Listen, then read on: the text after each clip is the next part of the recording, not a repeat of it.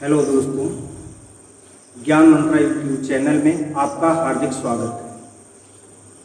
मैं दिलीप यादव उन सभी दोस्तों के लिए जो SSC, railway, banking, UP police, UPSI, लेखपाल, यूपी टेट, सीटेट या किसी अन्य वनडे एग्जाम्स की तैयारी कर रहे हैं, उनके लिए बिल्कुल बेसिक से मैथ की क्लासेस लेके आ रहा हूँ। जिनकी भी मैथ कमजोर है या मैथ में वीक है, उनके लिए बहुत ही बढ़िया अवसर है मैथ सीखने का। बिल्कुल बेसिक से हम मैथ को पढ़ेंगे। यहाँ पे ज़्यादा बात ना करते हुए सीधा हम टॉपिक का मतलब सीधा हम चैप्टर वाइज पढ़ेंगे और उसमें जितनी भी बेसिक चीज़ें होती हैं उनको क्लियर करते हुए हम आगे बढ़ेंगे। तो चलिए हमारा टॉपिक आज हम चालू करते हैं दोस्तों। संख्या पद्धति।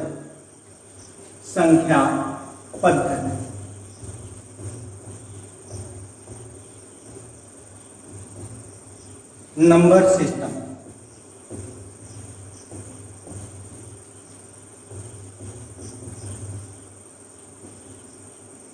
नंबर सिस्टम यानी संख्या पद्धति।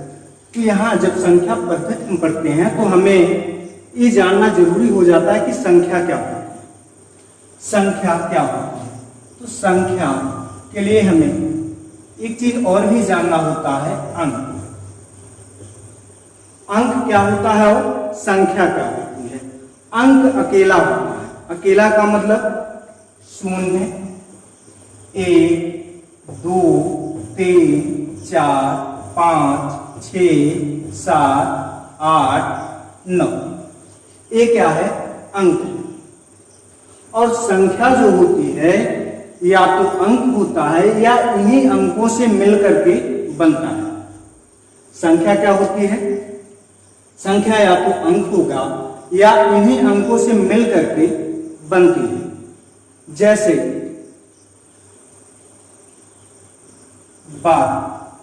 12 में कितने अंक हैं? 2 अंक हैं। 1 और 2 इन्हीं से मिलकर के क्या बनता है? 12 बनता है। अच्छा, अंक में हम एक चीज और जान लेते हैं। जो शून्य है, शून्य की अपने में कोई भी वैल्यू नहीं होती है, कोई महत्व नहीं होता है। लेकिन जब किसी अंक या किसी संख्या को दाहिनी तरफ लगा दिया जाए तो उस अंक या उस संख्या की वैल्यू 10 गुना बढ़ जाती है। शून्य को जब हम किसी भी अंक या संख्या के दाहिनी तरफ लगा देंगे तो उस संख्या या उस अंक की वैल्यू जो होगी 10 गुना बढ़ जाएगी। जैसे मान लीजिए 2 है और 2 के दाहिनी तरफ अगर हम 0 बढ़ा देंगे, 0 बढ़ा देंगे तो यह संख्या 2 की 10 गुनी यानी 20 हो जाएगी। 2 की कितने हो जाएगी? 20 हो जाएगी। 2 का 10 गुना। जैसे मान लीजिए कोई संख्या दी गई है 6765 और इसमें अगर हम 0 को इसके दाहिनी तरफ बढ़ा देंगे तो इसका 10 गुना बढ़ जाएगा। तो कितना हो गया? 67,650। तो अंक और संख्या में यही अंतर होता है। अंक क्या है? 0, 1, 2, 3, 4, 5, 6, 7, 8, 9 और इन्हीं से मिल करके संख्या बनती है। इसके बाद हम और आगे जानेंगे जब हम पढ़ेंगे स्थानीय मान और जातीय मान, उसमें इसको और भी क्लियरली हम बताएंगे आपको। अब हम जान लेते हैं कि संख्या कितने प्रकार की होती है। संख्या कितने प्रकार की होती है? मूलतः संख्या 2 प्रकार की होती है। मूलतः कितने प्रकार की होती है? 2 प्रकार की होती है। संख्याएं मूलतः 2 प्रकार की होती हैं। पहला वास्तविक संख्याएं। वास्तविक संख्याएं रियल नंबर्स।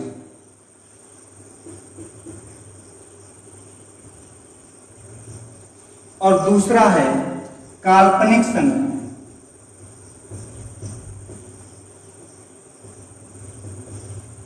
काल्पनिक संख्याएं इमेजिनरी नंबर।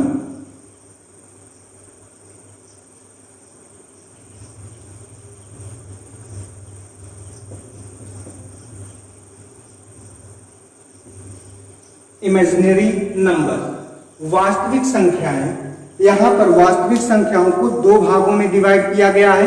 पहले हम इसको जान लेते हैं संख्याएं कितने प्रकार की होती हैं, उसके बाद डिटेल में एक एक को हम जानेंगे। वास्तविक संख्याओं को दो भागों में बांटा गया है, परिमेय संख्याएं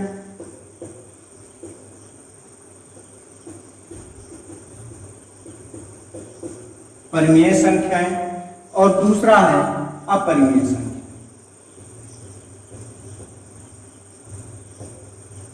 अपरिमेय संख्याएं, दूसरा क्या है? अपरिमेय संख्याएं, यानी रेशनल नंबर्स।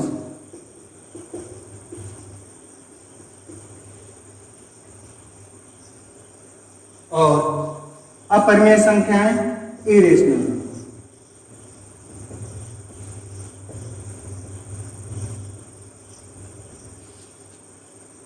अब इन परिमेय संख्याओं को भी तीन भागों में डिवाइड किया गया है। कौन कौन से? प्राकृतिक संख्याएं,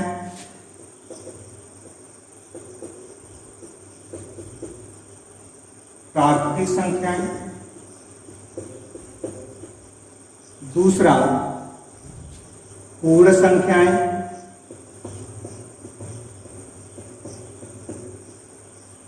तीसरा पूर्णांक संख्या।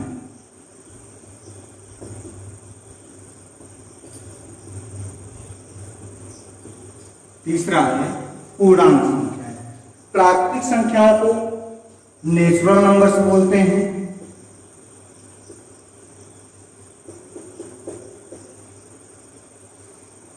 पूर्ण संख्याओं को होल नंबर्स बोलते हैं,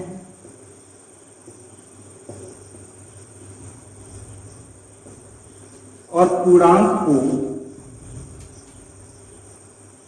पूर्णांक संख्याओं को इंटीजर्स नंबर्स बोलते हैं।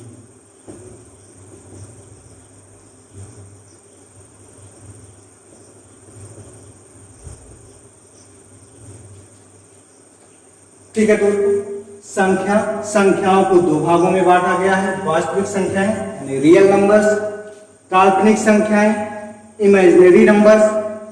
अब इन वास्तविक संख्याओं को दो भागों में डिवाइड किया गया, परिमेय संख्याएं रेशनल नंबर्स, अपरिमेय संख्याएं इरेशनल नंबर्स। इसके बाद इन परिमेय संख्याओं को तीन भागों में डिवाइड किया गया, प्राकृतिक संख्याएं नेचुरल नंबर्स, पूर्ण संख्याएं होल नंबर्स, पूर्णांक संख्याएं इंटीजर्स नंबर्स। अब इन पूर्ण और प्राकृतिक संख्याओं को भी विभाज्यता के आधार पर आगे डिवाइड किया गया है, उसको हम आगे बताएंगे। पहले इन सभी चीजों को डिटेल में जान लेते हैं। पहले हम वास्तविक संख्याओं के बारे में जानेंगे और लास्ट में हम काल्पनिक संख्याओं के बारे में जानेंगे कि काल्पनिक संख्या क्या होती है। यहां तक उम्मीद है दोस्तों ये सारी चीजें समझ में आ गई होंगी। अब इसके बाद हम एक एक करके डिटेल में जानेंगे।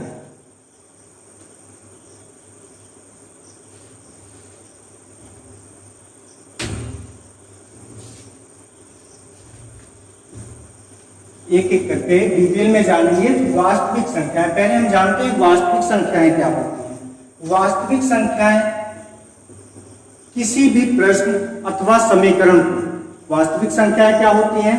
किसी भी प्रश्न अथवा समीकरण को हल करने के बाद जो प्राप्त होता है उसे हम वास्तविक संख्याएं कहते हैं। ये वास्तविक संख्याएं परिमेय संख्याएं हो सकती हैं और अपरिमेय संख्याएं हो सकती हैं। ऐसा भी हम कह सकते हैं कि सभी परिमेय और अपरिमेय संख्याएं वास्तविक संख्याएं कहलाती हैं। सभी परिमेय और अपरिमेय संख्याएं वास्तविक संख्याएं कहलाती हैं। इसके बाद हम जानेंगे परिमेय संख्या। परिमेय संख्याएं, परिमेय संख्याएं क्या होती हैं? यहां से कई बार क्वेश्चन भी पूछा गया है। परिमेय संख्याएं जिन संख्याओं को हम p बाई क्यू के रूप में लिख सकते हैं, जिन संख्याओं को हम p बाई क्यू के रूप में लिख सकते हैं, लेकिन q equal to not zero, यानी q की वैल्यू जो होगी जीरो नहीं होगी, उसे हम बोलते हैं परिमेय संख्याएं। सीधा सा मतलब है जिन संख्याओं को हम भिन्न के रूप में लिख सकते हैं लेकिन उसका हर शून्य न हो, उसे हम परिमेय संख्या बोलते हैं। जैसे एग्जाम्पल के तौर पर 2/3, 4/5, 3, 8, -2, -5, ये सब क्या है? परिमेय संख्या है। या √4, √16, √9, ये सब क्या है? परिमेय संख्या है, क्योंकि हम इनको P/Q के रूप में लिख सकते हैं, यानी भिन्न के रूप में लिख सकते हैं। तो ये क्या कहलाएंगी? परिमेय संख्याएं। इसके बाद हम जानते हैं अपरिमेय संख्याएं क्या होती हैं।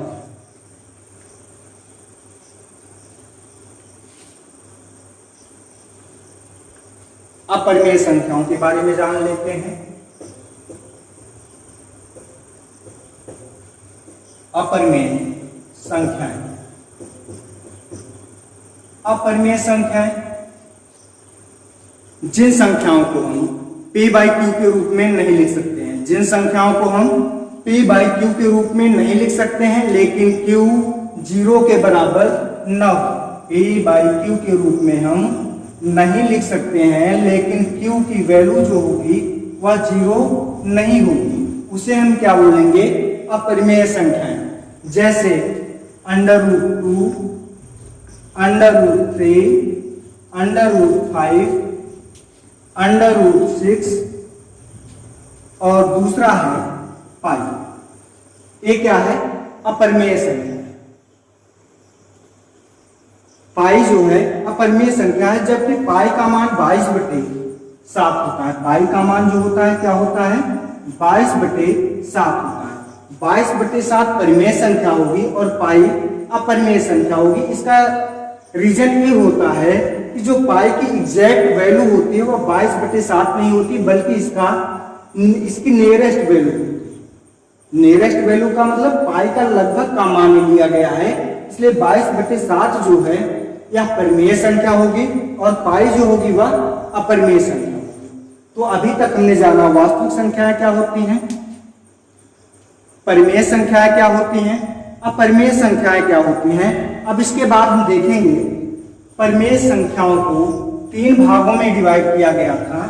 पहला है प्राकृतिक संख्याएं। प्राकृतिक संख्याएं, प्राकृतिक संख्याएं क्या होती हैं? तो दोस्तों प्राकृतिक संख्याएं जिन संख्याओं से हम वस्तुओं की गणना कर सकते हैं, यानी गणना में प्रयुक्त होने वाली सभी संख्याएं प्राकृतिक संख्याएं कहलाती हैं। गणना में प्रयुक्त होने वाली सभी संख्याएं प्राकृतिक संख्याएं कहलाती हैं। जैसे 1, 2, 3, 4, 5, 6, 7, 8, 9, 10, 11, इस तरह से इनफाइनाइट। ये प्राकृतिक संख्याएं हैं। सबसे छोटी प्राकृतिक संख्या 1 है। सबसे छोटी प्राकृतिक संख्या 1 है और सबसे बड़ी प्राकृतिक संख्या इनफाइनाइट है, अनंत। क्योंकि किसी भी प्राकृतिक संख्या में अगर 1 जोड़ दिया जाए तो उसके जस्ट बाद वाली प्राकृतिक संख्या हमें मिल जाती है। जैसे मान लीजिए अगर हमें 2 के बाद कौन सी प्राकृतिक संख्या है ये जानना है, तो 2 में 1 जोड़ देंगे, कितना मिल जाएगा? 3, जो कि 2 के बाद आता है। 2 के बाद आता है। एक किसी भी प्राकृतिक संख्या में जब भी हम 1 जोड़ देंगे तो उसके बाद वाली प्राकृतिक संख्या हमें मिल जाएगी। तो ये हो गया प्राकृतिक संख्याएं। कभी भी क्वेश्चन पूछा जा सकता है कि सबसे छोटी प्राकृतिक संख्या कौन सी है, तो सबसे छोटी प्राकृतिक संख्या क्या होगी? 1 होगी। या अगर ये पूछ लिया जाए हमसे कि सबसे बड़ी प्राकृतिक संख्या क्या होगी, तो सबसे बड़ी प्राकृतिक संख्या जो होगी वह अनंत होगी, कोई नहीं होगी। अनंत का मतलब कोई नहीं, क्योंकि किसी भी प्राकृतिक संख्या में अगर हम 1 जोड़ देंगे तो उसके बाद वाली प्राकृतिक संख्या में मिल जाएगी। अब इसके बाद हम जान लेते हैं कि पूर्ण संख्याएं क्या होती हैं। दोस्तों पूर्ण संख्याएं क्या होती हैं ये हम जानेंगे। प्राकृतिक संख्याओं के बारे में हमने जाना। प्राकृतिक संख्याएं, गिनती की संख्याओं को हम प्राकृतिक संख्याएं कहते हैं। जब हम गिनती का मतलब जिनसे हम वस्तुओं की गणना कर सकते हैं उन्हें हम प्राकृतिक संख्याएं कहते हैं। और जब हम उन्हीं प्राकृतिक संख्याओं में पूर्ण शून्य को भी सम्मिलित कर लेते हैं, शून्य को भी शामिल कर लेते हैं, तो संख्याएं पूर्ण बन जाती हैं। जैसे 0, 1, 2, 3, 4, 5, 6, 7, 8, 9, 10, 11 डॉट डॉट और इनफाइनाइट। प्राकृतिक संख्याओं में शून्य को भी शामिल कर लिया गया तो संख्या पूर्ण हो गई। यानी जब भी हम प्राकृतिक संख्याओं में शून्य को भी शामिल कर लेंगे तो संख्याएं पूर्ण संख्याएं कहलाती हैं। यहाँ पे सबसे छोटी पूर्ण संख्या जो होगी वह शून्य होगी, सबसे बड़ी पूर्ण संख्या अनंत होगी, इनफाइनाइट होगी। यहाँ भी किसी भी पूर्ण संख्या में अगर हम एक जोड़ दें तो उसके बाद वाली पूर्ण संख्या में मिल जाती है। किसी भी पूर्ण संख्या में अगर हम एक जोड़ देंगे तो उसके बाद वाली पूर्ण संख्या में मिल जाती है। जैसे 4 के बाद कौन सी पूर्ण संख्या आएगी वो हमें पता करना हो तो 4 में 1 हमें जोड़ देना है, क्या आएगा? 5 आएगा। 4 के बाद कौन सी पूर्ण संख्या आएगी? 5 आएगी। ठीक है दोस्तों, अब इसके बाद हम जान लेते हैं कि पूर्णांक संख्याएं क्या होती हैं। पूर्णांक संख्याएं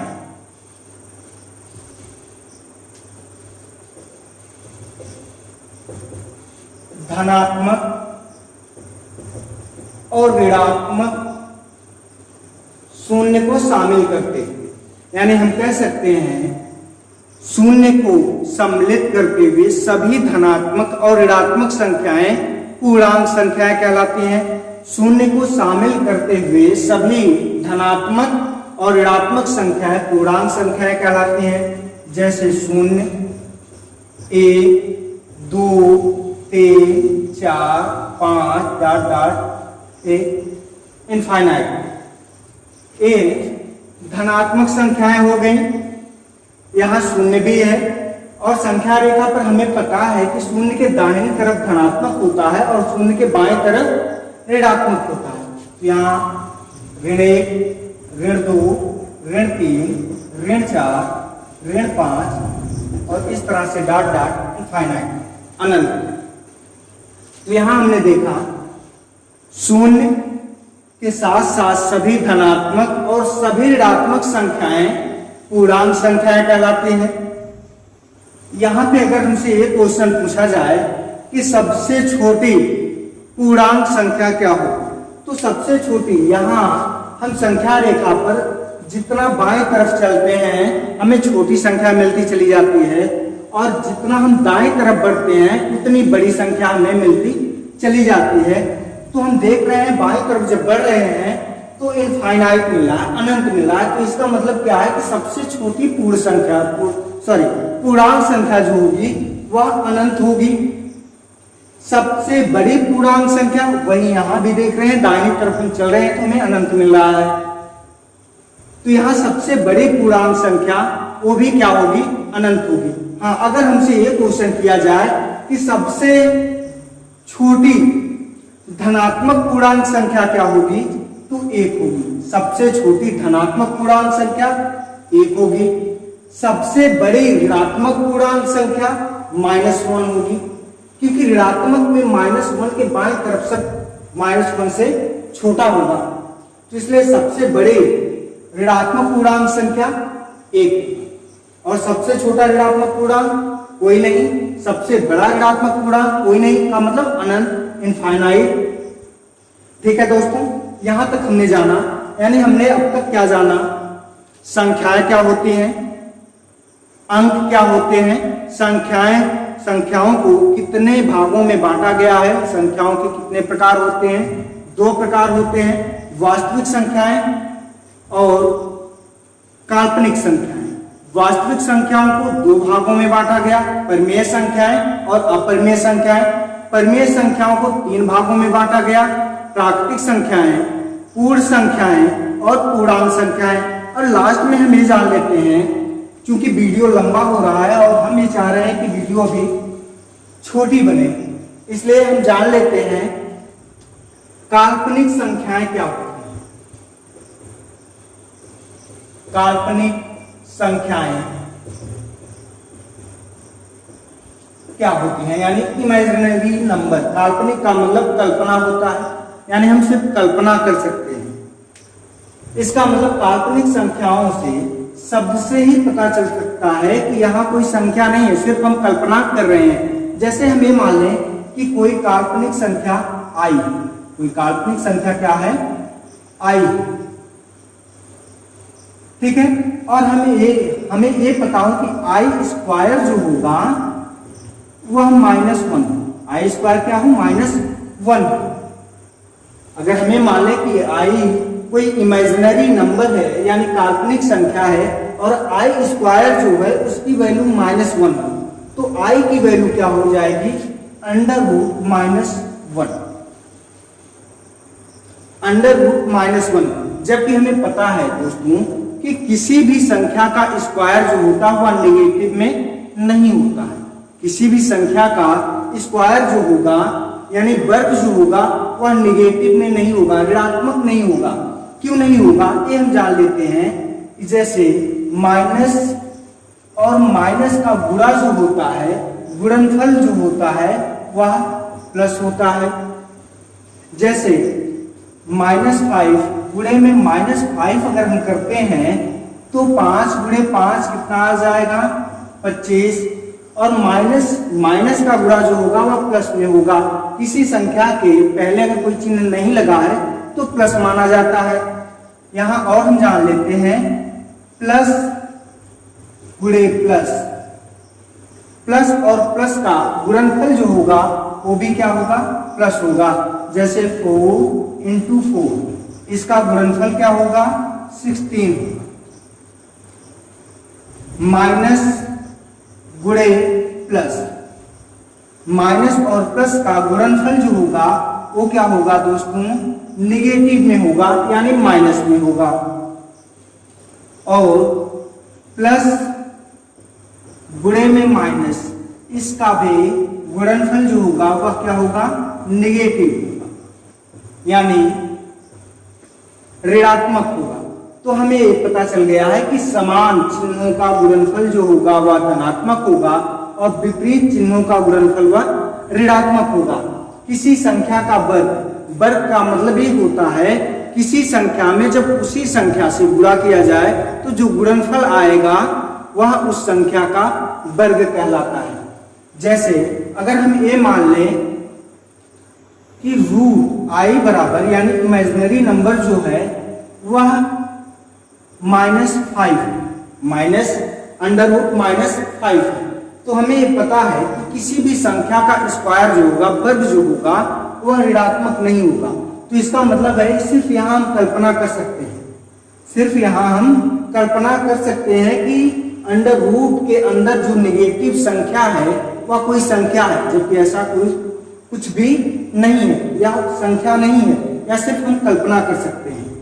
तो कोई भी संख्या अंडर रूट के अंदर अगर नेगेटिव में है तो वह काल्पनिक संख्या होगी। अच्छा, इसी तरह से चिन्हों का जो हमने बताया कि गुणनफल माइनस और माइनस का गुणनफल प्लस होता है, प्लस प्लस का गुणनफल प्लस होता है, माइनस प्लस का गुणनफल माइनस होता है, प्लस माइनस का गुणनफल माइनस होता है। एक चीज और जान लेते हैं कि इसी तरह से भाग में भी होता है, इसी तरह से भाग में भी होता है कि अगर माइनस को माइनस से भाग दी जाए तो भागफल जो आएगा वो प्लस में आएगा, प्लस की भाग प्लस में दी जाए तो प्लस आएगा, और माइनस की भाग माइनस में प्लस से भाग किया जाए तो रिजल्ट माइनस आएगा, या प्लस में माइनस से भाग किया जाए तो रिजल्ट माइनस आएगा। भाग में भी वही है, सेम समान चिन्हों का भागफल धनात्मक होता है, विपरीत चिन्हों का भागफल ऋणात्मक होता है। वीडियो ज्यादा लंबी ना हो इसके लिए हम यहीं पे इस वीडियो को समाप्त करेंगे। आगे वाली वीडियो में हम जानेंगे कि जो पूर्ण संख्याएं हैं या प्राकृतिक संख्याएं हैं उनको भी विभाज्यता के आधार पर कई भागों में बांटा गया है, वह हम नेक्स्ट वीडियो